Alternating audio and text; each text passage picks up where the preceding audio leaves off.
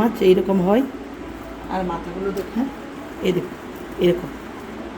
আমি নিয়েছি, ধুয়েও নিয়েছি। এখন আমি এর মধ্যে মশলাগুলো কী কী দিই দেখুন।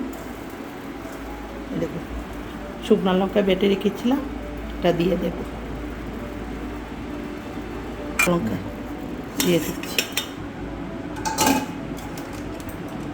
হলুদ দিয়ে দিচ্ছি, এরকম ধনিয়া জিরা বেটে রেখেছিলাম দিয়ে দিচ্ছি,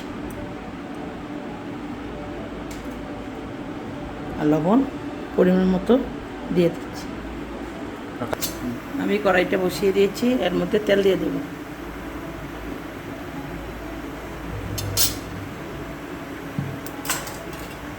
দেখুন, পেঁয়াজগুলো আমি কুচি কুচি করে কেটে নিয়েছি, এখন কড়াইতে দিয়ে দেব।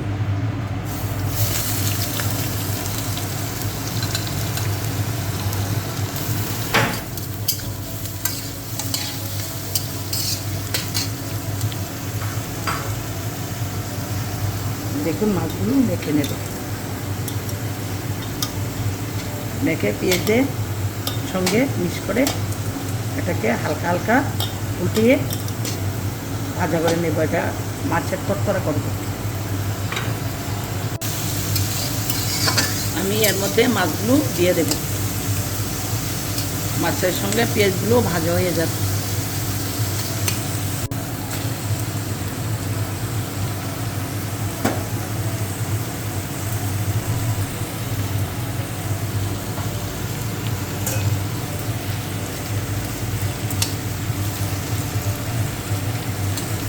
ওই 10 মিনিটের মতো এইরকমই রেখে দেবো, তারপর উঠিয়ে দেবো।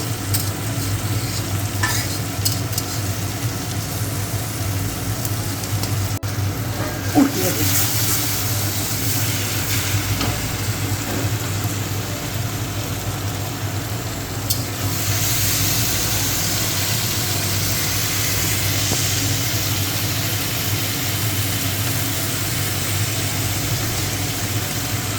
দেখুন, ধনিয়া পাতাগুলো কেটে রেখেছি, এগুলো দিয়ে দেব।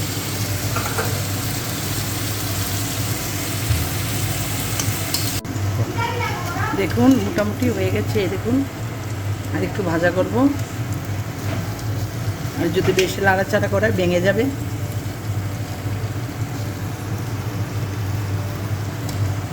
লেগে উঠেছে, এখন আমি জল দিয়ে দেব। এই দেখুন, এই দেখুন লেগে উঠেছে। এখন আমার ভাজাটা হয়ে গেছে। এই দেখুন, এখন আমি জল দিয়ে দেব।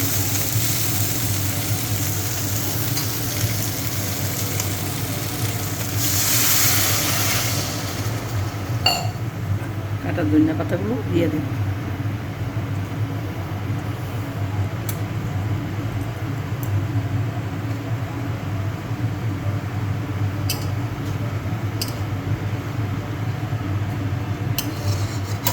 একটু ভিজা ভিজা করে তরকারিটা রান্না করব, খেতেও তেমন টেস্ট লাগবে। বেশি করে জল দিলে ভালো লাগবে না। তরকারিটা রেডি হয়ে গেছে। এই দেখুন, দেখতে কত সুন্দর হয়েছে। আপনাদেরকে এই রান্না যদি কীভাবে রান্না করেছি দেখেছেন, এভাবে যদি আপনার রান্না করে খেতে চান তাহলে শিওর একদিন খেয়ে দেখেন। আর আমার এই রান্নাটা আপনাদের ভালো লাগলে তাহলে একটা লাইক দিয়ে দেবেন, আর কমেন্টে জানাবেন, আর বেশি বেশি শেয়ার করে দেবেন।